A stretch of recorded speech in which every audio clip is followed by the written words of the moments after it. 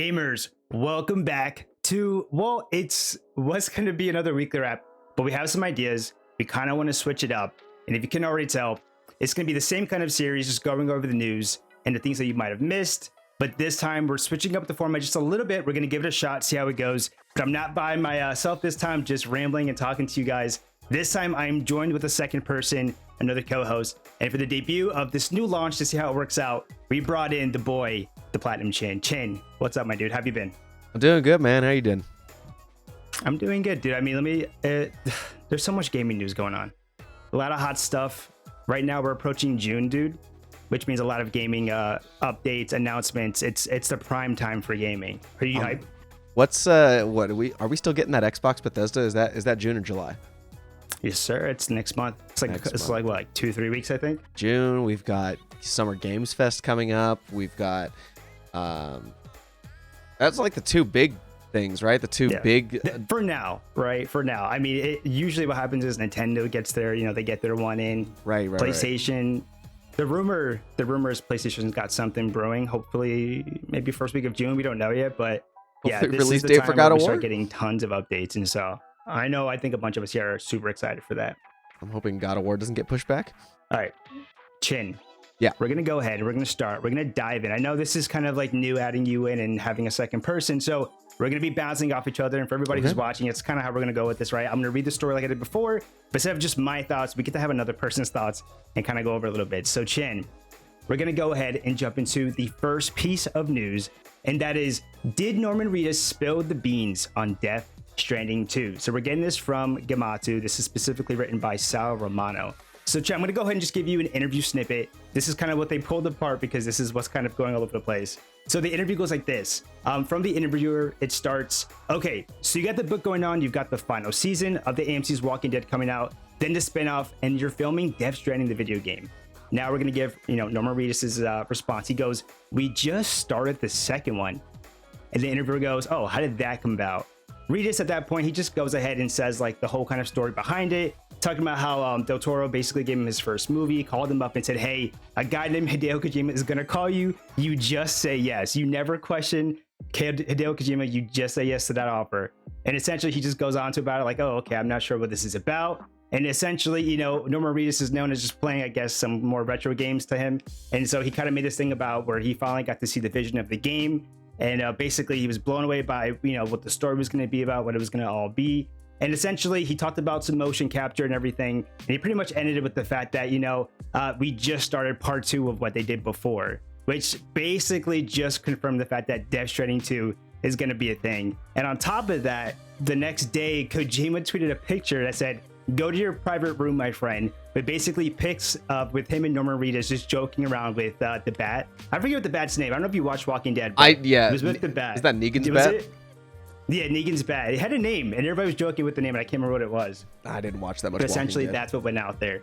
And so now it's kind of just floating that like Death Stranding 2 is definitely happening. So tell me, have you ever, I'm sure you've heard of the game. I think everybody's heard of the game, but everybody has their own opinions on it. So what are your thoughts? Well, it wasn't a game that I played because I had seen things on it, and it's not necessarily that I didn't think it was a game for me. I felt like it was a game I could definitely get into.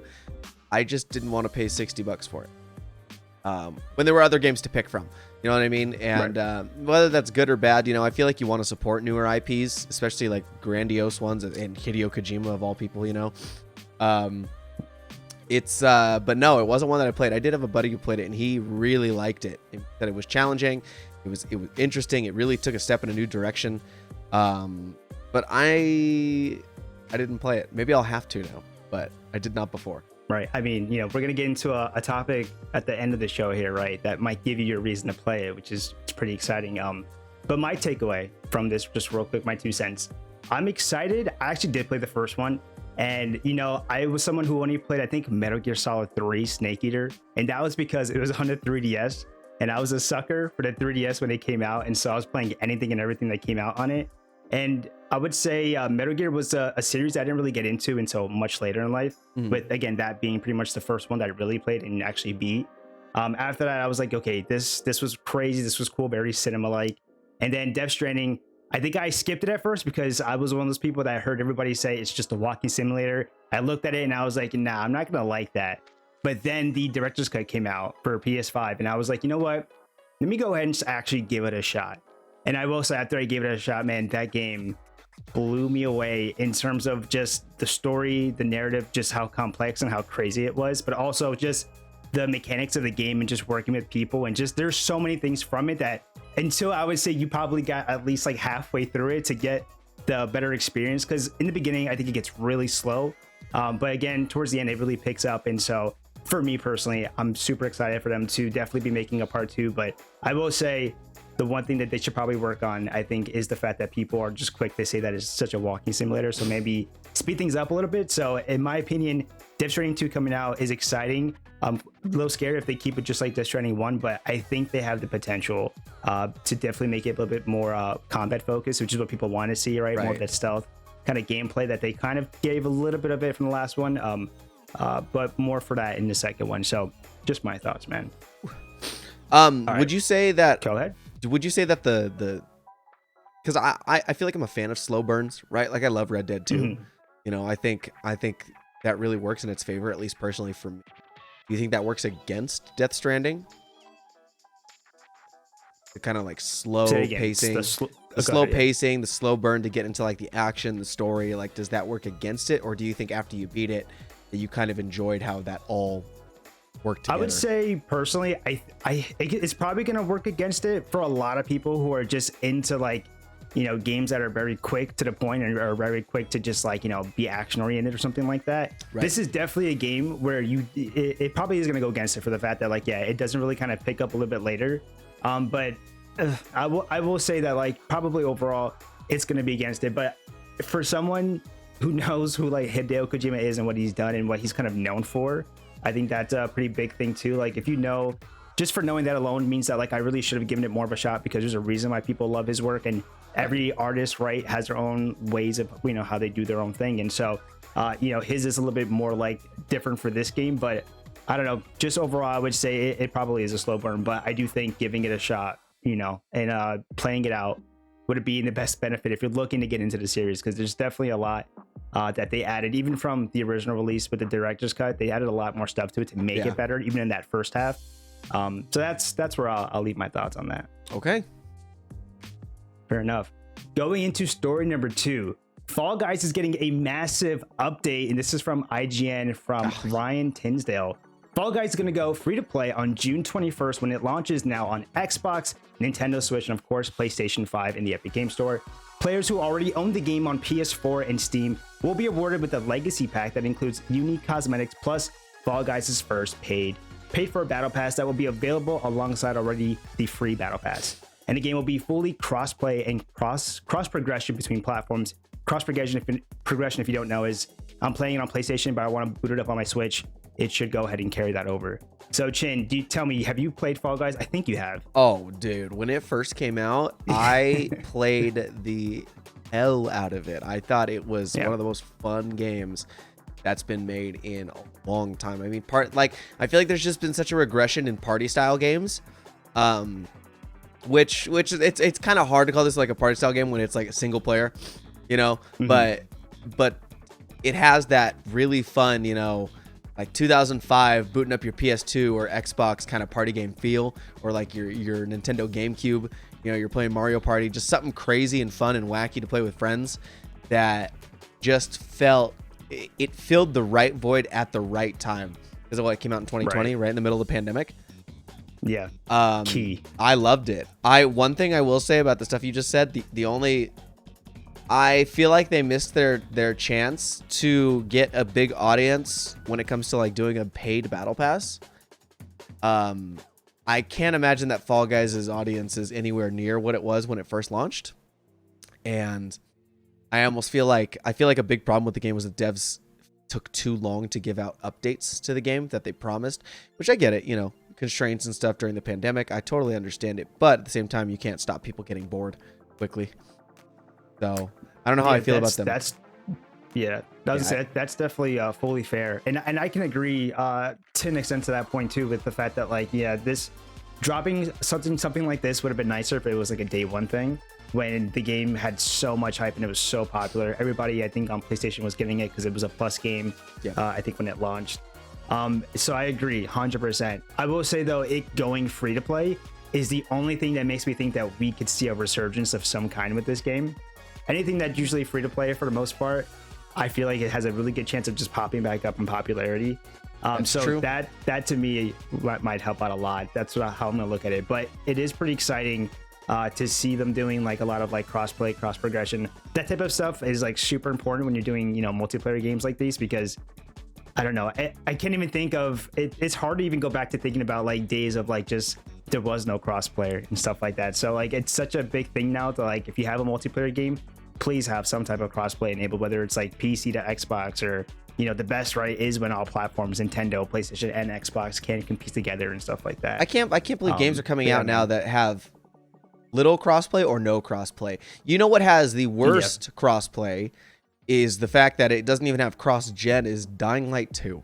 Dying Light 2 has no cross-gen. I didn't even know that. You can't even play PS4 to PS5. It's I don't know. That is a great thing. I feel like another thing they should have looked at is maybe mobile. Their game could if Fortnite and Call of Duty Mobile can run on phones like Fall Guys can, and that's a big audience to get because every kid has a phone, you know. And if it's a free game, like look what happened with Among Us. Free to play on mobile, or was it $5 on mobile? No, it was free on mobile. I think it was $5 on PC. Yeah, I think it was always free on mobile. Yeah, it's free on mobile, and like what's better to a kid than something they don't have to ask their mom and dad to pay for. No, that's facts, and I do think, I'm not surprised. That's a great point you brought up. I could see this dropping on mobile at some point. I won't be surprised. I don't know how it'll play. I mean, it's a simple control setup kind of game, right? Isn't it just like jump, dive, and that's it? I think the only thing that might be hard is I'm trying to think how you would do grabbing and like jumping and all that stuff at the same time. But whatever, figure it out. They'll figure it out. They'll definitely figure it out. Exactly. I think it's fair. All right, going into story number 3. Is Konami secretly planning 3? That's right, 3 Silent Hill games. This is from Andy Robinson over at VGC. Multiple Silent Hill projects are currently in development at studios around the world, sources have told VGC, and it can include a remake, a sequel, and a story-focused episodic series. Now, rumor has it, a Silent Hill 2 remake is being developed by Blooper Team, which if you didn't know, they're developers of The Medium, which, Chin, you got to play The Medium, right? So this is definitely going to be good to come back to. Medium was great. Keep going. I think. Smaller episodic short stories like Silent Hill series, again, by the Silent Hill series, by Annapurna Interactive. If you don't know, they've published games like 12 Minutes, Artful Escape, a lot of narrative-rich kind of games. And then there's going to be supposedly a new mainline Silent Hill game with an unknown Japanese dev team again at this time. And then there also have been additional talks floating around that one of the projects are going to be tied to Sony having a potential marketing deal and just probably some kind of exclusivity, whether that's going to be like, a year exclusivity to, who knows. So Chin, let me toss it back to you. I was gonna say, I think you played The Medium, if I'm not mistaken. So I was curious, that dev team to take on something like Silent Hill 2, which I know is, I think is the favorite. That or is at the least favorite. a lot of people Silent Hill 2 is like that Silent Hill entry. Silent Hill. Go ahead. Yeah, I think they're the perfect team for it. Like when I played The Medium, it's the exact vibes I got.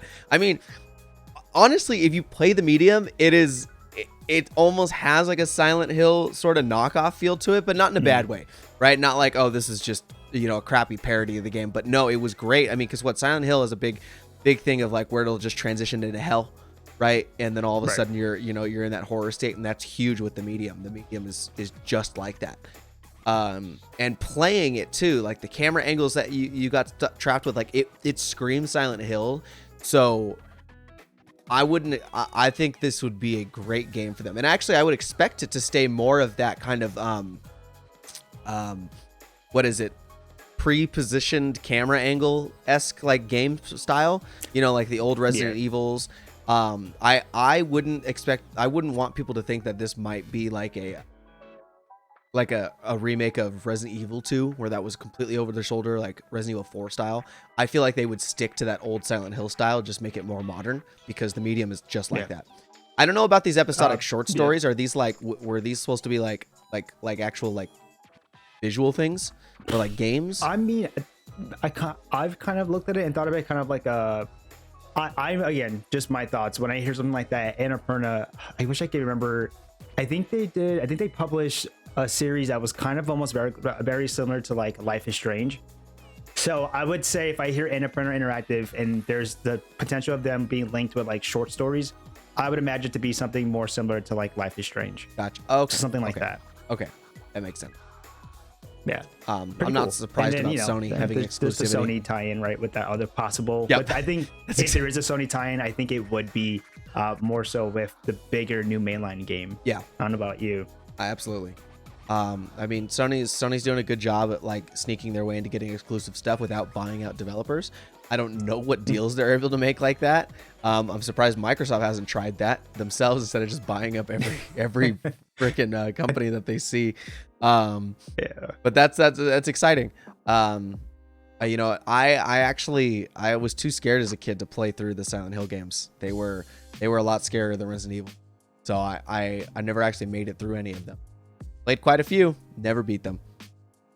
Yeah, I think I'm right there with you. I was definitely terrified of these. I think more than Resident Evil. But I did go back to play 2, you know, and I was like, oh, okay, like it definitely it's creepy, it's weird, it's got its puzzles. Like I could definitely see why it was so popular. I need to go back and finish it, but you know, maybe I'll hold out. It depends. We'll see what's going on here. But I think it is the last little bit that I'll toss on this. And I think it is interesting to see that Konami is finally stepping back out, right? They're getting it back into that limelight, apparently a little bit at least. But then they're doing just 3 separate studios, or what it seems like, for 3 different games in the works. So I do find it to be like really crazy that they're just gonna go all out with Silent Hill. You know, this is the same place that, you know, we were wondering what the hell are they gonna be doing with gaming since they kind of fell off. Yeah. But I do feel like, you know, maybe this is their splash back in with like a bunch of stuff. So we'll definitely have to stay tuned, because it's definitely gonna get pretty interesting.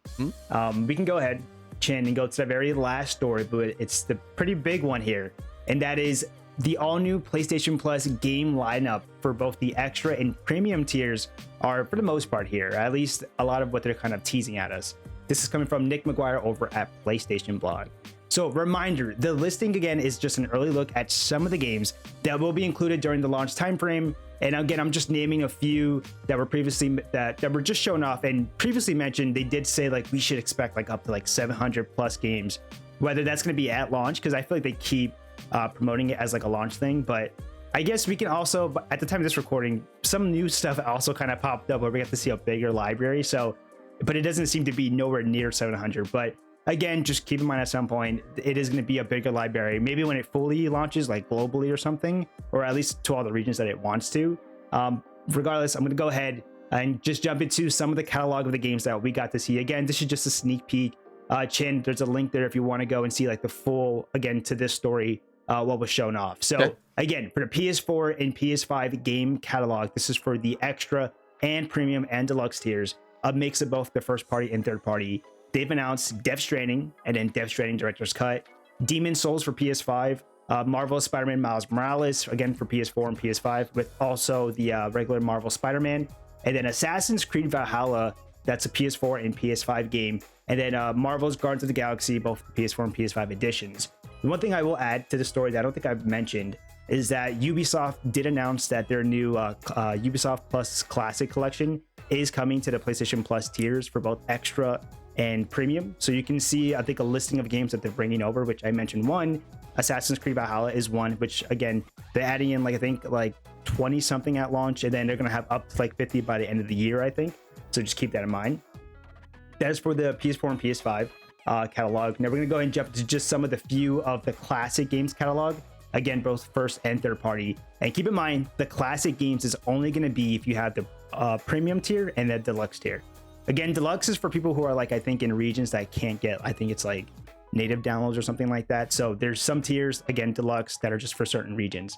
But if you're US based, right, it is pretty much like the extra and the premium. Yeah. So premium tier for classic games, Ape Escape for PS1, Super Stardust Portable PSP game, all three of the Jak and Daxter games. Keep in mind, it's not the original PS2 versions. They haven't really shown, I think, all the PS2 games that they're gonna do, but they seem to be doing a lot of the remasters that they're putting into the pretty much the subscription. So just keep that in mind. It's kind of like the remastered PS4 version of the Jak and Daxter 1, 2, and 3. They announced some of the games for the time-limited game trials, and that's going to be Horizon Forbidden West, PS4, PS5 versions, And they also did, I think it was like Tiny Tina's Wonderland also got announced to get a game trial. Again, if you don't know, the game trials are basically like up to 2 hours of actual gameplay with those games. And again, there's going to be monthly refreshes to add in some new games, switch out some old ones.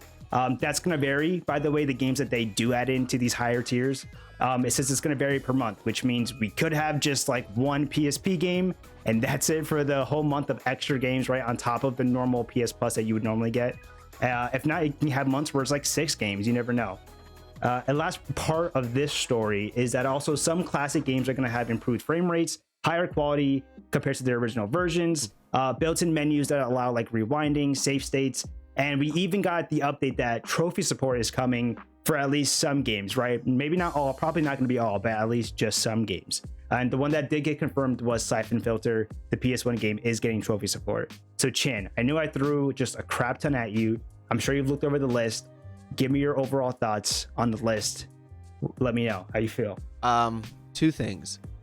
I mean, I know it's alphabetical order, but man, really starting off that classic games list strong with Ape Escape, man.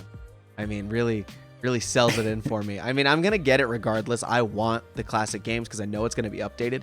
But yeah. I've said it before on Twitter. I'm just so surprised that they're not like, hey, Metal Gear Solid 1, 2, and 3 and 4 are all on here.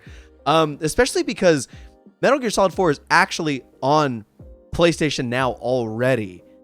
And the fact that it's seemingly not on this list now, I don't know, confuses me. Also, one other thing I noticed while looking at this list, we get the Uncharted 4, A Thief's End, and Uncharted Lost Legacy, but we don't get the PS5 version of it. We just get the PS4 version.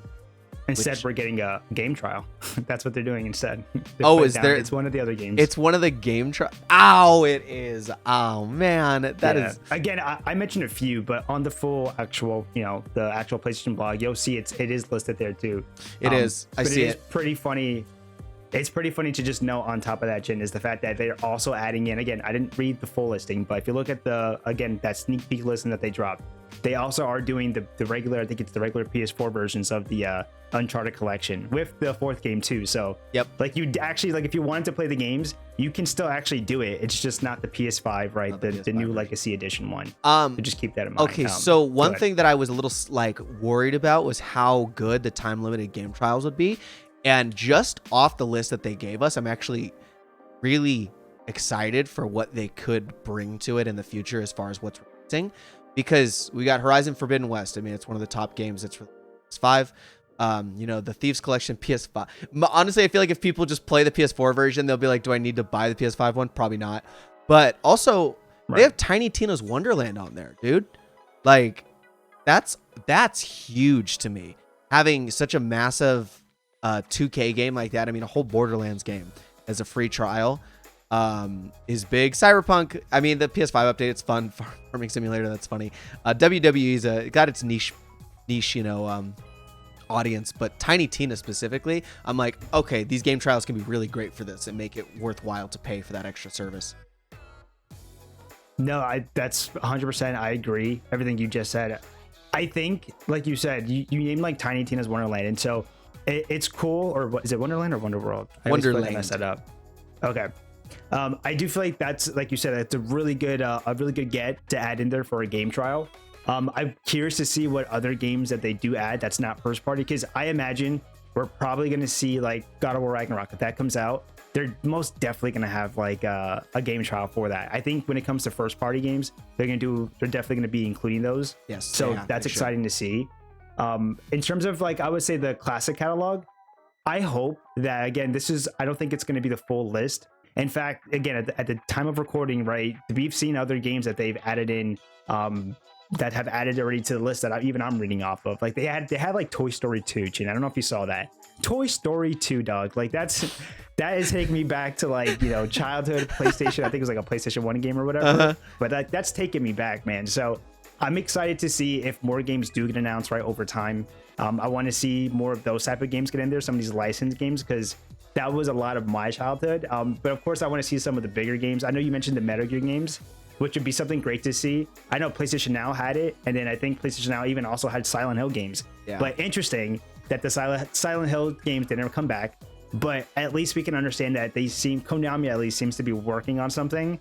And on top of that, I kind of want to think that when it comes to at least Metal Gear, maybe, just maybe, they're working on some type of like remake or remaster. That would be great. Why we're not even seeing it on this listing. So that's something that even I'm thinking about. Anything that we don't see from PlayStation now probably will come over time. But I could also see them having plans for some separate stuff. You know, if I can interject one more time, it's the now that you point out Silent Hill, you know what I'm really seeing a strong lack of is classic Japanese games. I mean, I don't see Final Fantasies on here. I don't see Resident Evils. I don't see, Silent Hills, Metal Gear Solids, like these huge, like Japanese games that were so big in the West haven't made their way to this list. And I don't know if that's because, like you said, maybe they're working on remasters for all these things, but there's a million Final Fantasies. I doubt that's the case. And, there's gonna be so many Resident Evils they're not gonna touch. I guess pretty much all of them have remakes, right? So I guess they don't need to, but people like the original ones. You know what also I really hope in the end too is I know it's really disappointing to see original PS3 games via streaming. I hope that eventually they figure out the emulation, because I feel like they're working on that in the background. But I also feel like it wouldn't be the biggest deal if their streaming was on the level of things like Stadia, like if they really were like, all right, we're going to up the capabilities of our cloud streaming so that people actually get decent playing games. Because I have good internet. And yet when I play those PS3 games, they are pixelated and blurry and it's a mess. So it's like, it's really disappointing now, but like if they up their capabilities for streaming, I feel like I'd be pretty satisfied. Yeah, and that's a great point you brought up too, right? Is as a reminder to everybody watching too, like the PS3 games are all streaming. So if you're excited for some PS3 games, like Infamous, for example, like you're streaming that right? That's not going to be downloadable, and that's how it was with PS Now. So that is, that will always be the lookout to see how that even works. Hopefully the streaming is better than what claimed to be on the PS Now. I feel like I did the PS Now streaming for some games, like for example, I think the Silent Hill collection, when I did play it, I think it was PS3, and I think it was I can only stream it, and it played okay, but that's always going to depend on people's internet. So like that's still going to be a thing to see, right? Were they able to make better servers for the streaming portion of it? That stuff is still super important.